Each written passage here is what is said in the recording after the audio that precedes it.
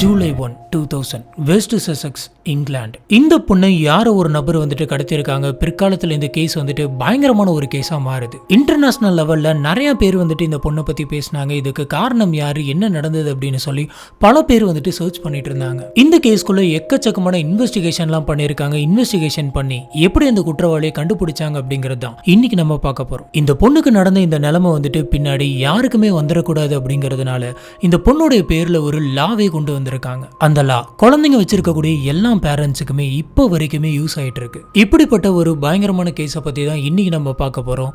நான் ஏன் இந்த மாதிரி சொல்றேன் அப்படிங்கறத இந்த வீடியோவை ஃபுல்லா பார்க்கும்போது உங்களுக்கே புரியும். ஹலோ ஃப்ரெண்ட்ஸ், நான் உங்க Sami. Welcome to this part.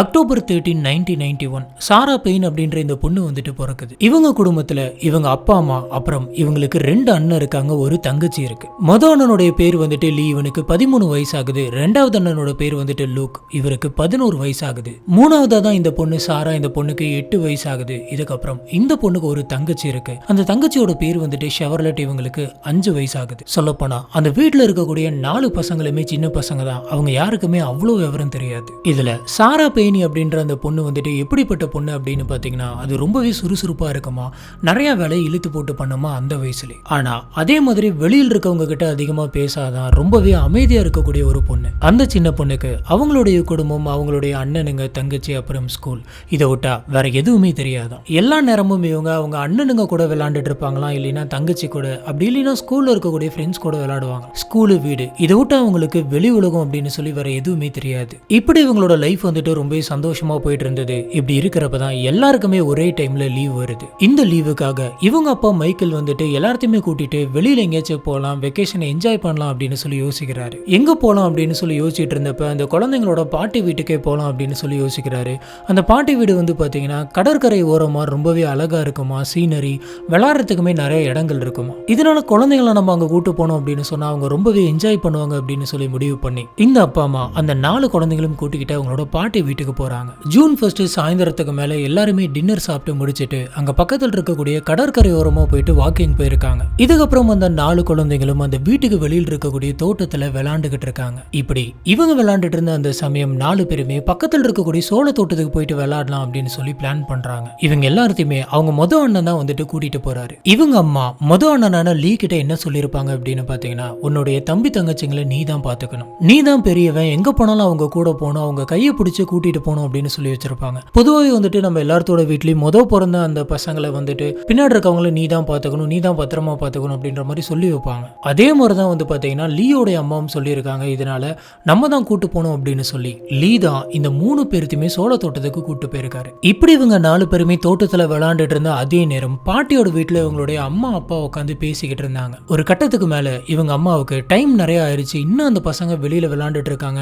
போயிட்டு கூட்டிட்டு வந்துடலாம் அப்படின்னு சொல்லி முடிவு பண்ணி வெளியில போறாங்க. இப்படி இவங்க கூப்பிடலாம் அப்படின்னு சொல்லி வெளியில போகும்போது அந்த பசங்களே விளையாண்டு முடிச்சிட்டு வீட்டுக்கு வந்திருக்காங்க. யார் யாரெல்லாம் வந்திருக்காங்க அப்படின்னு பாத்தீங்கன்னா 13 வயசான லீ, 11 வயசான லூக், அப்புறம் 5 வயசான சார்லட். ஆனா 8 வயசான சாரா அங்க இல்ல. இத பார்த்து அவங்களோட அம்மா வந்துட்டு, சாரா எங்க, சாரா உங்க கூட தானே விளையாட வந்தா, இப்ப அவ எங்க போனா அப்படின்னு கேக்குறாங்க. அப்ப அந்த பசங்க என்ன சொல்றாங்க அப்படின்னு பாத்தீங்கன்னா, நாங்க எல்லாருமே விளையாண்டுகிட்டு இருந்தோம், அப்ப சாரா வந்து விளையாண்டுட்டு இருக்கும்போது தவறுதலா கீழே விழுந்துட்டா, அவளோட முட்டையில வந்துட்டு சராச்சிருச்சு. அப்ப அவளுக்கு ரத்தம் வர ஆரம்பிச்சிருச்சு. அவ பயங்கரமா கத்திக்கிட்டே வீட்டை நோக்கி போனா. சரி, அவ வீட்டுக்கு தான் வந்திருப்பா அப்படின்னு சொல்லி நாங்க நினைச்சுக்கிட்டு இருந்தோம் அப்படின்னு சொல்றாங்க. இதை கேட்டு முடிச்ச உடனே இவங்க அம்மா அப்பா அங்க இருந்து எல்லாருக்குமே திக்குன்னு தூக்கி போட்டுச்சு. ஏன்னா சாரா வீட்டுக்கு வரவே இல்லை. இதுக்கப்புறம் இவங்க கொஞ்சம் கூட டைம் வேஸ்ட் பண்ணாம சாராவை வீடு ஃபுல்லா தேட ஆரம்பிக்கிறாங்க. பக்கத்தில் இருக்கக்கூடிய காட்டுல எல்லாம் தேட ஆரம்பிக்கிறாங்க. ஒருவேளை சாரா வந்துட்டு இருட்டுக்குள்ள எங்கேயாச்சும் போயிட்டு உட்காந்துருப்பாளா, வழி தெரியாம மாட்டிருப்பாளா அப்படின்ற மாதிரிலாம் யோசிக்கிறாங்க. ஆனா அவங்க அம்மாவுக்கு நல்லாவே தெரியும் சாரா வந்துட்டு வீட்டுக்கு கரெக்டா வந்துருவா அப்படின்னு. ஏன்னா சாராவுக்கு அவங்க வீட்டோட வழி, அவங்க பாட்டி வீட்டோட வழி ரொம்பவே நல்லா தெரியும். இப்படி ரொம்ப நேரமா தேடி சாராவை காணோம் அப்படின்றதுனால இவங்க உடனடியா போலீஸ் ஆபீசர்ஸ்க்கு இன்ஃபார்ம் பண்றாங்க.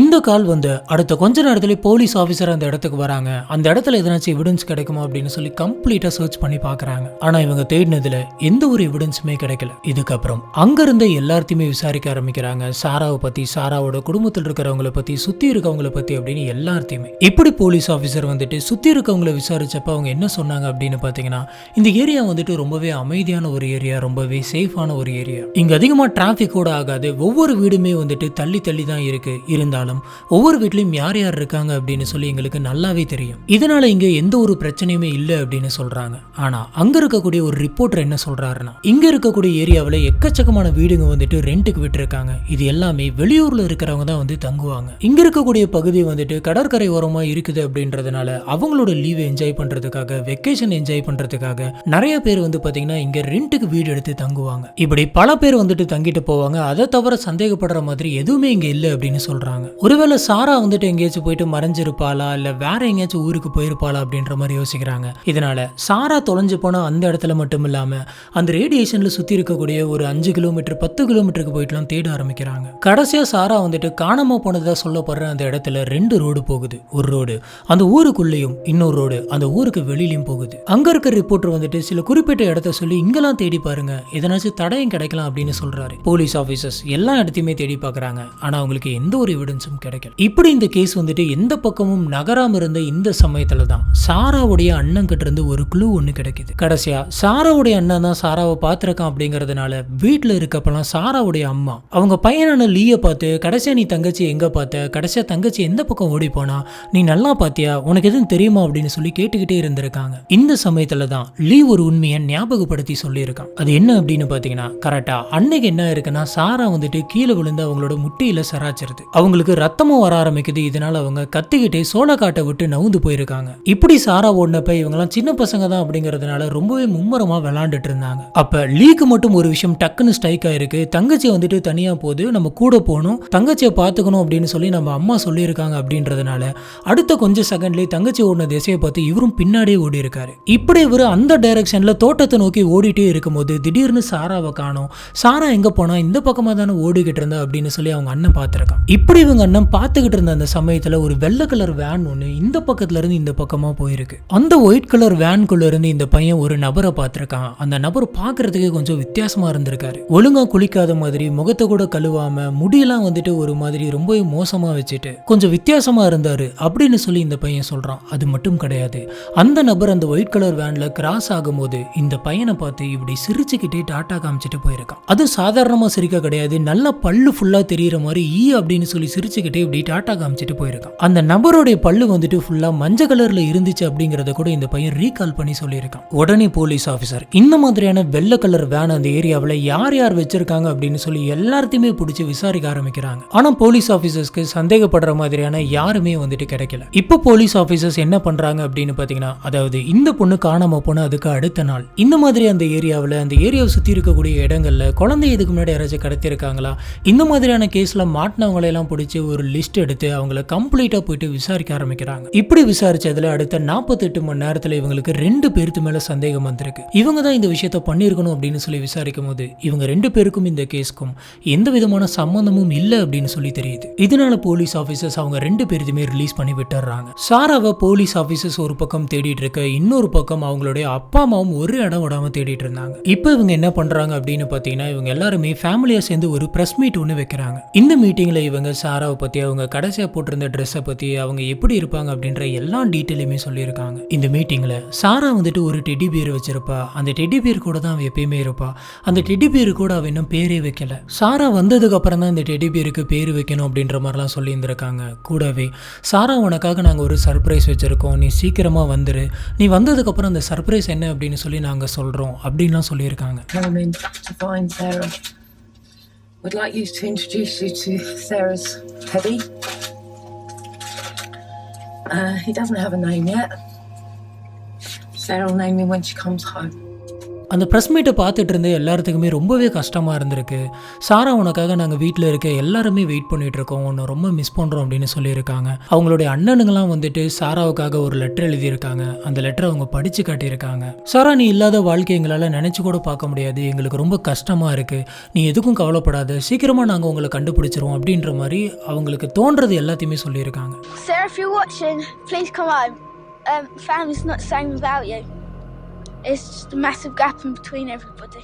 உங்களை சுத்தி இருக்கவங்க யாராச்சும் திடீர்னு புதுசா எதனாச்சும் குழந்தை வச்சிருந்தாங்கன்னா அது யாரோட குழந்தை அப்படின்னு கேளுங்க அப்படின்னு சொல்லி நிறைய விஷயங்கள் அவங்க சொல்றாங்க. இந்த சமயம் இவங்க சாராவுடைய போட்டோ ஒன்று வெளியிட்டாங்க. அதுல சாரா வந்துட்டு ஒரு ரெட் கலர் யூனிஃபார்ம் போட்டிருக்கும். சொல்லப்போனா இந்த கேஸ்னாலே அந்த யூனிஃபார்ம் வந்துட்டு பயங்கர ஃபேமஸ் ஆச்சு அப்படின்னு சொல்லலாம். நிறைய பேருக்கு அந்த யூனிஃபார்ம் பார்க்கும் போதெல்லாம் சாராவுடைய ஞாபகம் தான் வந்திருக்கு. சாராவுக்கு ரொம்ப ரொம்ப பிடிச்ச ஒரு பாப் சிங்கர் இருந்திருக்காங்க. அந்த பாப் சிங்கர் குரூப்பே வந்துட்டு சாராவை கண்டுபிடிச்சிட்டாங்க அப்படின்ற மாதிரி ஒரு வீடியோலாம் போட்டிருக்காங்க. இப்படி இவங்க பேசின மீட்டிங் அப்புறம் சுத்தி இருக்கவங்க பேசினது இது எல்லாமே சேர்ந்து இந்த கேஸ் வந்துட்டு இன்னுமே பயங்கரமான ஒரு கேஸா மாறுது. அந்த ஊர்ல இருந்த மக்கள் எல்லாருக்குமே சாராவுக்கு என்னாச்சு, சாராவோட கேஸ்ல எதனாச்சும் அப்டேட் கிடைச்சதா அப்படின்ற விஷயங்களை தெரிஞ்சுக்கிறதுல ரொம்பவே ஆர்வமா இருந்தாங்க. இந்த சமயம் தான் வந்து பாத்தீங்கன்னா எக்கச்சக்கமான பேரு சாராவை நான் இங்க பார்த்தேன், சாரா மாதிரியே ஒரு பொண்ணை பார்த்தேன் அப்படின்னு நிறைய கால் பண்ணிட்டு இருந்தாங்க. இதுல ஒரு நபர் வந்துட்டு சாராவை நான் ஒரு ஃபியூல் ஸ்டேஷன்ல பார்த்தேன், அந்த பொண்ணு பாத்ரூம்ல இருந்து அழுதுகிட்டே வெளில வந்துச்சு, என்கிட்ட வந்து நின்று நான் தான் சாரான்னு சொன்னிச்சு அப்படின்லாம் சொல்லியிருக்காரு. ஆனா அது வந்துட்டு பொய் அப்படின்னு சொல்லி பின்னாடி கண்டுபிடிக்கிறாங்க. இது மட்டும் கிடையாது, சாராவுடைய அண்ணனான லீ சொன்ன மாதிரி ஒரு ஒயிட் கலர் வேன் நான் ஒன்று பார்த்தேன், அந்த நபர் மேல எனக்கு சந்தேகமா இருக்கு, வந்தவரை விசாரிங்க அப்படின்னு நிறைய கால் வந்துச்சு. ஜூலை 10, 2000 அங்க இருக்கக்கூடிய ஒரு சர்வீஸ் ரோட்ல சாரா மாதிரி ஒரு பொண்ணு போயிட்டு இருக்கிறதா ஒரு இன்ஃபர்மேஷன் வந்தது. போலீஸ் ஆபீசர்ஸ் எல்லாருமே அங்க போய் பார்த்தப்ப அது சாரா கிடையாது அப்படின்னு தெரிஞ்சது. இப்படி போயிட்டு இருந்த இந்த சமயம் தான் யாருமே எதிர்பார்க்காத விதமா ஒரு பயங்கரமான நியூஸ் ஒன்று வருது. ஜூலை 17, 2000 சாராவோட வீட்டுக்கு நைட் டைம் போலீஸ் ஆபீசர் ஒருத்தர் அவங்க கிட்ட ஒரு இன்ஃபர்மேஷனை சொல்லணும் அப்படிங்கிறதுக்காக போறாரு. அவர் அந்த வீட்டுக்கு போயிட்டு அந்த இன்ஃபர்மேஷனை சொல்றதுக்கு முன்னாடி போலீஸ் ஆபீசர் சாரா வீட்டை நோக்கி போயிட்டு இருக்காங்க அப்படின்ற நியூஸ் வந்து எல்லா டிவி சேனல்ஸ்லயுமே பயங்கரமா பரவ ஆரம்பிக்குது. இப்ப எல்லாருமே என்ன யோசிக்கிறாங்க அப்படின்னு பாத்தீங்கன்னா சாராவை கண்டுபிடிச்சிட்டாங்க போல இருக்கு, அதை சொல்றதுக்காக தான் அந்த போலீஸ் ஆபீசர் வந்துட்டு வீட்டுக்கு போறாரு அப்படின்னு நினைச்சாங்க. அதுதான் கிடையாது. போலீஸ் ஆபீசர்ஸ் இவங்க கிட்ட சாராவோட வயசுல இருக்கக்கூடிய ஏதோ ஒரு பொண்ணுடைய சடலம் அந்த பொண்ணு காணாம போன இடத்துல இருந்து 15 கிலோமீட்டர் தள்ளி கிடக்குது, அந்த பொண்ணு சாராவா இல்லையா அப்படின்னு சொல்லி நீங்க தான் கன்ஃபார்ம் பண்ணும் அப்படின்னு சொல்லி கூப்பிடுறாங்க. ஃபாரன்சிக் டிபார்ட்மெண்ட் அந்த இடத்துல வேற எதனாச்சும் க்ளூ கிடைக்குமா அப்படின்னு சொல்லி தேடி பார்த்திருக்காங்க. அங்க இருக்கக்கூடிய சாம்பிள்ஸ் எல்லாம் வந்துட்டு எடுத்துக்கிட்டு இருந்திருக்காங்க. கூடவே அந்த குழந்தை சடலத்துடைய டிஎன்ஏவும் எடுத்துட்டு போயிருக்காங்க. Miles from the home of the missing 8-year-old Sarah continued by forensic teams. They've been gathering evidence and DNA samples which are being sent off for analysis. அந்த சடலம் எப்படி கிடைச்சிருக்கு அப்படின்ற விஷயத்தை கேட்கறதுக்கே ரொம்ப கஷ்டமா இருக்கும். அந்த சடலத்தை அங்க பக்கத்து நிலத்தில் இருக்கிற ஒரு விவசாயி தான் பார்த்திருக்காரு. அந்த பொண்ணுடைய சடலம் வந்துட்டு ட்ரெஸ் இல்லாத நிலைமையில ரொம்பவே மோசமா கிடந்திருக்கு. அந்த உடம்பு வந்துட்டு பாதி புதைக்கப்பட்டு மீதி வந்துட்டு நிலத்திலையும் இருந்திருக்கு. அந்த உடம்ப மொத்தமா பிச்சு போட்ட மாதிரி கை கால்னு தனியா இருந்திருக்கு. போலீஸ் ஆபீசர்ஸ் அங்க வந்து இன்வெஸ்டிகேஷன் பண்ணப்ப யாரோ ஒருத்தங்க பெரிய குழி இல்லாம ஒரு சின்னதாவே ஒரு குழியை தோண்டி அதுக்குள்ள அந்த பொண்ணை புதைச்சிருக்காங்க அப்படின்னு தெரியுது. அது எந்த மாதிரியான இடம் அப்படின்னு பாத்தீங்கன்னா அது ஆள் நடமாட்டமே இல்லாத ஒரு கல்லூரி தோட்டம் அப்படின்னு சொல்றாங்க. அந்த இடம் இப்போதைக்கு யூஸ்லே இல்ல அப்படின்னும் அந்த இடத்துக்கு அதிகமா யாருமே வரமாட்டாங்க அப்படின்னு சொல்றாங்க. இதனால அந்த கொலைகாரன் வந்துட்டு அந்த குழந்தைய கொலை பண்ணி புதைச்சிருக்கான். அதுக்கப்புறமா அங்க மிருகங்கள்லாம் வந்து குழி பறிக்கிறப்ப அந்த குழந்தைய எடுத்து போட்டு அதை சாப்பிட்றேன் அப்படின்னு சொல்லி பிச்சு போட்டிருக்கு அப்படின்னு சொல்றாங்க.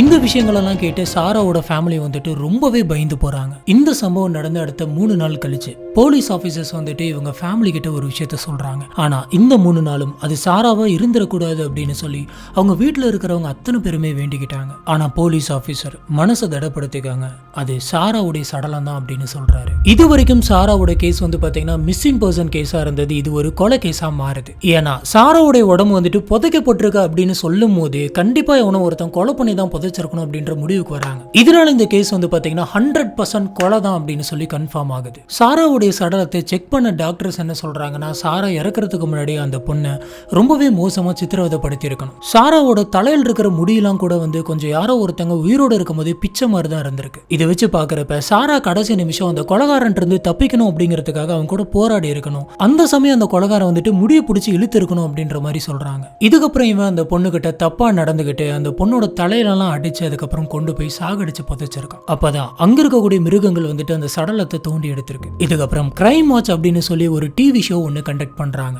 அந்த ஷோல இருந்த ஆபீசர்ஸ்லாம் என்ன சொல்றாங்க அப்படின்னு பாத்தீங்கன்னா எங்களுக்கு மக்களாகிய உங்களுடைய உதவி தேவைப்படுது, உங்களோட உதவி இருந்துச்சு அப்படின்னு சொன்னா சாராவோட கேஸை கண்டுபிடிச்சிடலாம், ஏன் இந்த மாதிரி நிறைய கேஸை கண்டுபிடிக்கலாம் அப்படின்னு சொல்றாங்க. இந்த ஷோல பீட்டர் கென்னடி அப்படின்னு சொல்லி ஒருத்தர் வராரு. அவர் அந்த நாட்டோட பயங்கர ஃபேமஸ் ஆன இன்வெஸ்டிகேட்டர். அவர் என்ன சொல்றாரு அப்படின்னு பாத்தீங்கன்னா சாராவுடைய உடம்பு கிடைச்சது A29 அப்படின்ற ஒரு ரோட்ல. இந்த ரோடு வந்துட்டு ஒரு அக்ரிகல்ச்சர் காலேஜுக்கும் ஒரு கேஃபுக்கும் நடுவுல இருக்கக்கூடிய ஒரு நிலம். கரெக்டா அந்த பொண்ணு பொண்ணு நைட்டு 11 மணி அளவுல தான் காணாம போயிருக்கு. அந்த பக்கமா ஒரு ஒயிட் ட்ரக் ஒன்று போயிருக்கு. இதனால அந்த சமயத்துல யாராச்சும் நீங்க வெளியில போயிருந்தீங்கன்னா, அந்த சமயத்துல யாராச்சும் அந்த ஏரியா பக்கமா கார் டிரைவ் பண்ணியிருந்தீங்க அப்படின்னா நல்லா ஞாபகப்படுத்தி சொல்லுங்க. நீங்க எதனாச்சும் ஒரு ஒயிட் ட்ரக்கை பார்த்தீங்களா, அப்ப சந்தேகப்படுற மாதிரி எதனாச்சும் ஒரு நபரை பார்த்தீங்களா, இல்ல ஒரு சின்ன பொண்ணை பார்த்தீங்களா அப்படின்னு சொல்லி ஓப்பனாவே எல்லார்த்திட்டையும் கேட்கிறாரு. இன்னும் சொல்ல போனா சாரா வந்துட்டு எந்த ரோட்ல கடத்தப்பட்டாங்க, எந்த ரோட்ல புதைக்கப்பட்டாங்களோ அதுக்கு நடுவில் இருக்கக்கூடிய வழியெல்லாம் சொல்லி அன்னைக்கு நைட்டு யாராச்சும் டிராவல் பண்ணீங்களா, அப்படி டிராவல் பண்ணீங்கன்னா நீங்க எதுவுமே யோசிக்க வேணாம், பயப்பட வேணாம், இந்த நம்பருக்கு கால் பண்ணுங்க, உங்களுக்கு தெரிஞ்ச இன்ஃபர்மேஷனை சொல்லுங்க அப்படின்னு சொல்றாரு.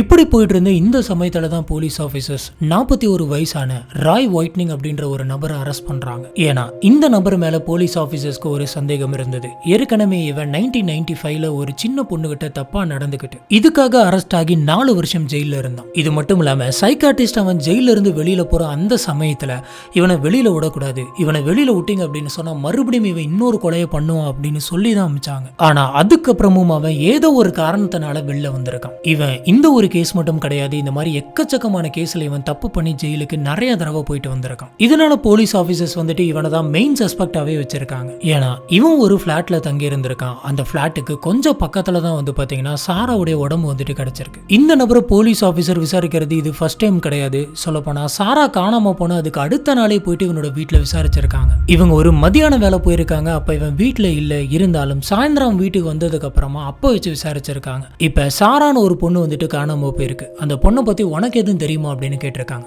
அதுக்கு சாரா அப்படின்ற பேர்ல எனக்கு எந்த பொண்ணுமே தெரியாது, எனக்கு இதுக்கு எந்த விதமான சம்பந்தமும் இல்ல அப்படின்னு சொல்லியிருக்கான். ஆனா போலீஸ் ஆபீசருக்கு அப்ப இவன் சொன்ன பதில்ல எதுலையுமே நம்பிக்கை இல்ல, இவன் மேல சந்தேகத்தோட தான் இருந்திருக்காங்க. இதுக்கப்புறம் போலீஸ் ஆபீசர் ராய்க்கே தெரியாம ராயை ஃபாலோ பண்ணிருக்காங்க.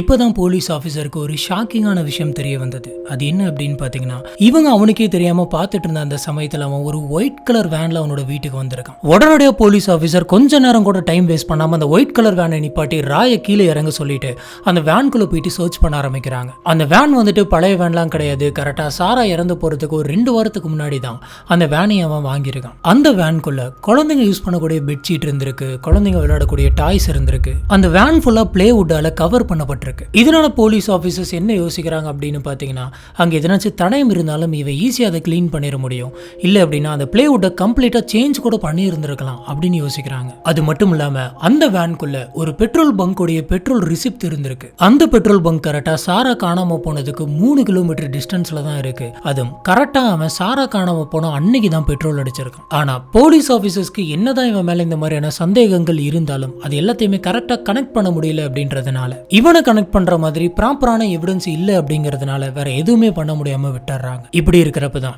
ஜூலை 20, 2000 ஒரு பொண்ணு போலீஸ் ஆபீசர்ஸ்க்கு கால் பண்ணி, எங்க கிராமத்துல ஒரு சின்ன பொண்ணுடைய ஷூ கிடக்குது, எங்களுக்கு என்னமோ சந்தேகமா இருக்கு அப்படின்னு சொல்லியிருக்காங்க. உடனடியாக போலீஸ் ஆபீசர்ஸ் எல்லாருமே அங்க போயிட்டு அந்த ஷூ எடுக்கிறாங்க. அந்த இடம் சாராவுடைய சடலம் கிடைச்ச இடத்துக்கு 3 கிலோமீட்டர் பக்கத்தில் இருக்கு. அந்த ஷூவை செக் பண்ண போலீஸ் ஆபீசர் வந்துட்டு அது சாராவுடைய ஷூ தான் அப்படின்னு சொல்லி கன்ஃபார்ம் பண்றாங்க. மேற்கொண்டு அந்த ஷூ இருந்த இடம், அதை சுத்தி இருக்கிற இடம் அப்படின்னு சொல்லி ஒரு இடம் விடாம வேற எதனாச்சும் எவிடன்ஸ் கிடைக்குமா அப்படின்னு போலீஸ் ஆபீசர்ஸ் தேட ஆரம்பிக்கிறாங்க. இப்படி ஒரு பக்கம் போயிட்டு இருக்க, இன்னொரு பக்கம் ஜூலை 23 யாரோ ஒரு நபர் காரை திருடிட்டு வேகமா கார்ல டிரைவ் பண்ணி போயிட்டு இருக்காரு அப்படின்னு சொல்லி போலீஸ்க்கு ஒரு இன்ஃபர்மேஷன் கிடைக்குது. உடனே போலீஸ் ஆபீசர்ஸ் அந்த காரை ட்ராக் பண்ணி அந்த காரை பின்தொடர்ந்து ஜீப்ல போயிட்டு இருக்காங்க. ஆனா அந்த கார் பயங்கர ஃபாஸ்டா போயிட்டு இருந்திருக்கு. போலீஸும் பின்னாடியே போயிட்டு இருந்திருக்காங்க. ஒரு கட்டத்துல அந்த காரை திருடிட்டு போன அந்த நபருக்கு வந்துட்டு பேலன்ஸ் பத்தாம பக்கத்துல இருந்த ஒரு கார் மேலேயே போயிட்டு மோதிரம். உடனே போலீஸ் ஆபீசர் சுத்தி உழைச்சு காருக்குள்ள இருந்த அந்த நபரை வந்துட்டு வெளியில எடுக்கிறாங்க. அது வேற யாரும் இல்ல, ராய் ஒயிட்டனிங் தான். போலீஸ் ஆபீசர்ஸ் இவனை அரெஸ்ட் பண்ணி உள்ள போடுறாங்க.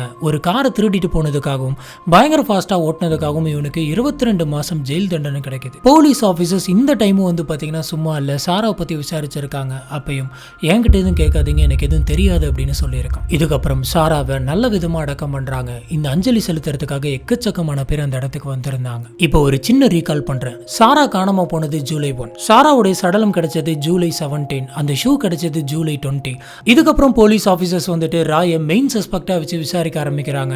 ஃபாரன்சிக் ரிப்போர்ட்டும் வருது. இது எல்லாம் சேர்த்து ராய் தான் வந்து சாராவை கொலை பண்ணியிருக்கான் அப்படின்னு சொல்லி கன்ஃபார்ம் பண்றாங்க. February 6, 2001 வந்துட்டு 7 மாசம் கழிச்சு இந்த கேஸ் கோர்ட்டுக்கு வருது. இந்த விசாரணை போயிட்டு இருந்தப்ப போலீஸ் ஆபீசர்ஸ் நிறைய எவிடன்ஸை கோர்ட்ல வைக்கிறாங்க. ஃபர்ஸ்ட் எவிடன்ஸா போலீஸ் ஆபீசர்ஸ் சாராவுடைய அண்ணனான லீயை கூட்டிட்டு வந்து இந்த பையன் அந்த வேனை வந்துட்டு பார்த்திருக்கான். அந்த வேனுக்குள்ள ராய் தான் இருந்திருக்கான். இந்த பையன் தான் அந்த ஐ விட்னஸ் அப்படின்னு சொல்லியிருக்காங்க. இதுக்கப்புறமா கோர்ட் என்ன பண்ணுது அப்படின்னு பாத்தீங்கன்னா, நிறைய பேருக்கு அந்த கோர்ட்டுக்குள்ள முன்னுக்குள்ள வரிசையா நிக்க வச்சு அவங்களுக்கு மத்தியில ராயையும் நிக்க வச்சிருக்காங்க. இப்ப சாராவுடைய அண்ணனான லீ அங்க வர வச்சு அந்த வரிசையில் இருந்த எல்லாத்தையுமே கை காமிச்சு இதுல யார் அன்னைக்கு நீ வேன்குள்ள பார்த்தது அப்படின்னு கேக்குறாங்க. அப்ப அந்த பையனுக்கு 13 வயசு, அந்த பையன் சின்ன பையன் தான் அப்படிங்கறதுனால அந்த பையனால ஒழுங்கா கண்டுபிடிக்க முடியல. இதனால கோர்ட் வந்துட்டு இந்த எவிடன்ஸை ரிஜெக்ட் பண்ணுது. இந்த எவிடன்ஸை கோர்ட் எடுத்துக்கல. ரெண்டாவது எவிடன்ஸ் ஜூலை 20 சாராவுடைய ஷூ வந்துட்டு போலீஸ் ஆபீசர்ஸ் ஃபாரன்சிக்கு அனுப்பி வச்சாங்க. அப்ப அந்த ஷூக்குள்ள ஒரு இலை மாதிரி ஒண்ணு கிடைச்சிருக்கு. அதே மாதிரியான இலை அன்னைக்கு ராயோட வேன்குள்ளயும் இருந்திருக்கு. இது கூடவே சாராவுடைய ஷூ லேஸ்ல ஒண்ணு வந்துட்டு இந்த வெள்ளை கலர் வேன்குள்ள இருந்திருக்கு. இந்த எவிடன்ஸை கோர்ட் வந்துட்டு அக்செப்ட் பண்ணிக்கிறாங்க.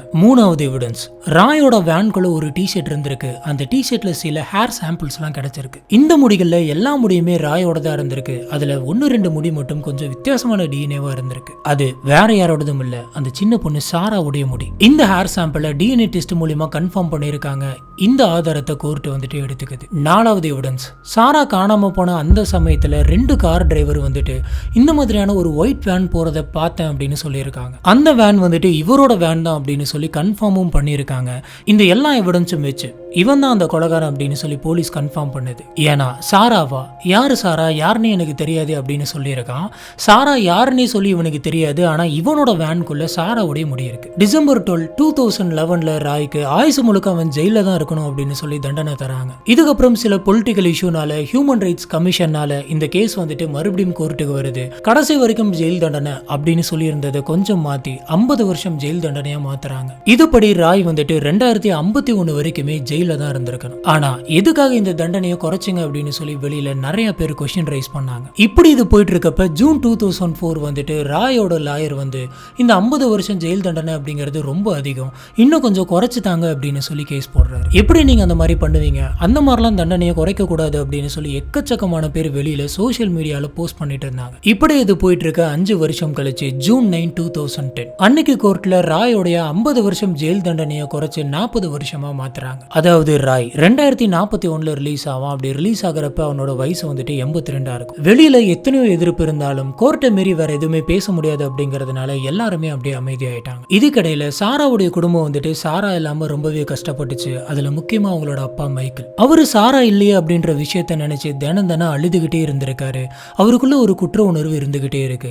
நம்ம மட்டும் அன்னைக்கு இந்த குழந்தைங்களோட விளையாண்டிருந்தோம் அப்படின்னு சொன்னா சாரா இந்நேரம் நம்ம கூட இருந்திருப்பா. என் பொண்ணு காணாம போனதுக்கு, இந்த மாதிரி கொடூரமா கஷ்டத்தை அனுபவிச்சு செத்து போனதுக்கு நான் தான் காரணம் அப்படின்னு சொல்லி அவர் அழுகிறாரு. சொல்ல போனா கோர்ட்டுக்கு வர்றப்பலாம் அவரோட முகத்தை பார்த்துருந்தீங்கன்னா உங்களுக்கே தெரிஞ்சிருக்கும். அவ்வளவு மோசமா அழுது ஒரு கரெக்டான மனநிலையிலே அவர் இல்ல. பின்னாடி இவர் பயங்கரமா குடிக்க ஆரம்பிச்சிருக்காரு. இதே மாதிரியான வேதனையில ஸ்ட்ரெஸ்ல இருந்திருக்காரு. அடுத்ததான் நம்ம இந்த கேஸ்ல கொடுக்கப்பட்ட ஒரு லாவை பத்தி பார்க்க போறோம். இந்த லாவை பத்தி பார்க்கறதுக்கு முன்னாடி ராயை பத்தி நம்ம கொஞ்சம் தெரிஞ்சுக்கணும். ராய் ஒயிட்னிங் 1959 இவன் பிறந்திருக்கான். கூட 6 பேர் இருந்திருக்காங்க. இவங்க சின்ன வயசுல ரொம்ப சந்தோஷமா தான் வாழ்ந்திருக்காங்க.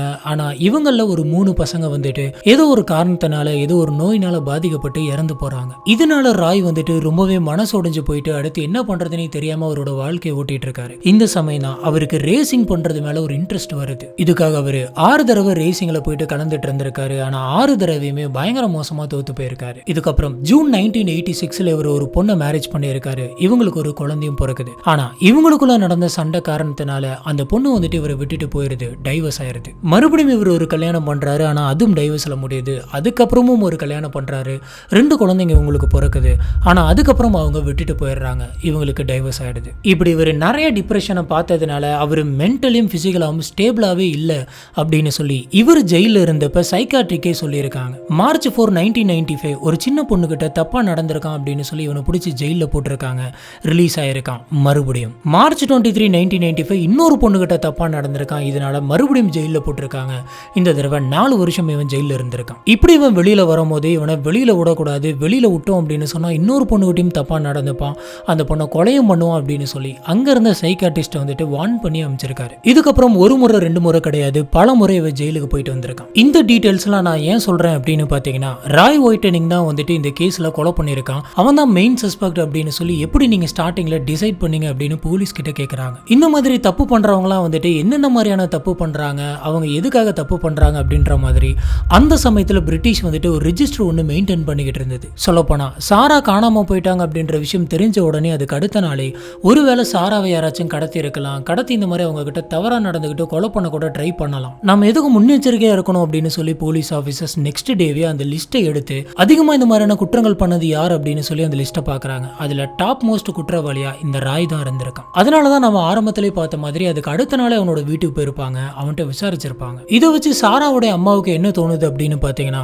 இந்த மாதிரி நம்மளோட ஃபிளாட் பக்கத்தில் இப்படிப்பட்ட ஒருத்தன் இருக்கான், அவன் இத்தனை கேஸ் வச்சிருக்கான் அப்படின்னு சொல்லி தெரிஞ்சிருந்தா நம்ம இன்னும் கொஞ்சம் உஷாரா இருந்திருக்கலாம் அப்படின்னு யோசிக்கிறாங்க. இதனால இவங்க போலீஸ் கிட்ட போயிட்டு இதுக்கு எதனாச்சும் ஒரு லா கொண்டு வரணும் அப்படின்ற மாதிரி பேசுறாங்க. போலீஸ் கிட்ட டிஸ்கஸ் பண்றாங்க. போலீஸ் ஆபீசர்ஸும் ஹையர் அஃபீஷியல்கிட்ட டிஸ்கஸ் பண்றாங்க. இது மூலியமா சாரா லா மேகன்ஸ் லா அப்படின்னு சொல்லி ஒரு புது லாவை கொண்டு வராங்க. அதாவது சின்ன குழந்தைங்களை வச்சிருக்கக்கூடிய பேரண்ட்ஸ் வந்துட்டு ஸ்ட்ரெயிட்டா போலீஸ்க்கு கால் பண்ணியோ இல்ல போலீஸ் ஸ்டேஷனுக்கு போயிட்டோ அவங்க தங்கி இருக்க அந்த இடத்துல இருந்து சுத்தி இருக்கவங்கள யாராச்சும் இந்த மாதிரியான கொலைகாரங்க இருக்காங்களா, இந்த மாதிரி குழந்தைங்க சம்பந்தப்பட்ட குற்றங்கள் பண்ணவங்க இருக்காங்களா அப்படின்ற மாதிரியான இன்ஃபர்மேஷனை கலெக்ட் பண்ணிக்கலாம். போலீஸ் ஆபீசர்ஸ் வந்துட்டு இந்த மாதிரியான டீடைல்ஸ் எல்லாம் நாங்க பொதுமக்களுக்கு கொடுக்க மாட்டோம் அப்படின்னு சொல்லவே மாட்டாங்க. இதனால ஒரு தப்பை வந்துட்டு நடக்கிறதுக்கு முன்னாடி கண்ட்ரோல் பண்றதுக்கு ஒரு வாய்ப்பு இருக்கு அப்படின்னு சொல்லி தோணுச்சு. இதனால அப்பையில இருந்து இப்போ வரைக்குமே இந்த லா வந்துட்டு இவங்களோட பேர்ல வச்சிருக்காங்க. எத்தனை வருஷம் ஆயிருந்தாலும் சாராவோட குடும்பத்தில் இருக்கவங்களுக்கு சாராவுடைய இழப்பு வந்துட்டு ஒரு பெரிய இழப்பு தான். 2004ல சாரா பையனுடைய அம்மா வந்துட்டு ஒரு புக் எழுதினாங்க. அந்த புக்ல இதை பத்தின ஒரு கதை எழுதியிருக்காங்க. 2009ல சாராவுடைய அம்மாவுக்கு ஸ்ட்ரோக் வந்திருக்கு.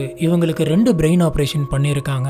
சாராவுடைய ஸ்கூல்ல சாராவுடைய ஞாபகார்த்தமா ஒரு சிலை ஒன்று வச்சிருக்காங்க. இந்த ராய் ஒயிட்னிங் வந்துட்டு ஜெயில இருந்த அந்த சமயம் ஜெயில இருந்தவங்க எல்லாருமே ஒரு சின்ன குழந்தைய கொலை பண்ணவன் இவன் தாண்டா அப்படின்னு சொல்லி பேசிப்பாங்க. இதனால கூட ஜெயில இருக்கிறவங்களே வந்துட்டு இவனை போட்டு மோசமா அடிச்சிருக்காங்க, நிறைய சித்திரவதை பண்ணிருக்காங்க. கூறுப்பா எதனாச்சும் ஒரு விஷயம் கிடைச்சது அப்படின்னு சொன்னா அதெல்லாம் எடுத்துட்டு போயிட்டு பயங்கரமா குத்துவாங்களாம், போட்டு பயங்கரமா அடிப்பாங்களாம். இன்னும் சொல்ல போனா 4 தடவை அவனை சாகுற அளவுக்கு அடிச்சிருக்காங்க அப்படின்னு சொல்றாங்க. 2024ல கூட ஒரு தடவை அவனை வந்துட்டு தாக்கியிருக்காங்க. இதுல பரிதாபப்படுறதுக்கெல்லாம் ஒண்ணுமே இல்லை. என்ன கேட்டீங்க அப்படின்னா அவனுக்கு இது தேவைதான் அப்படின்னு சொல்லுவேன். இன்னும் கூட எதனா ஒண்ணு நடக்கலாம், பெட்டரா இருந்திருக்கும். அந்த சின்ன பொண்ணு சாகுறப்ப அந்த பொண்ணுக்கு எப்படி ஒழிச்சிருக்கும். இன்னாரும் சாரா உயிரோட இருந்திருந்தா அவங்களோட வாழ்க்கையை வாழ்ந்துட்டு இருந்திருப்பாங்க. இதுதான் இன்னைக்கு நம்ம பார்க்குற இந்த சாராவுடைய கேஸ். இந்த கேஸை பத்தி உங்களுக்கு என்ன தோணுது அப்படிங்கறத கீழே இருக்கக்கூடிய கமெண்ட் பாக்ஸ்ல மறக்காம ஸ்பாட் பண்ணுங்க. நம்ம கமெண்ட் செக்ஷன்ல இதை பத்தி டிஸ்கஸ் பண்ணுவோம்.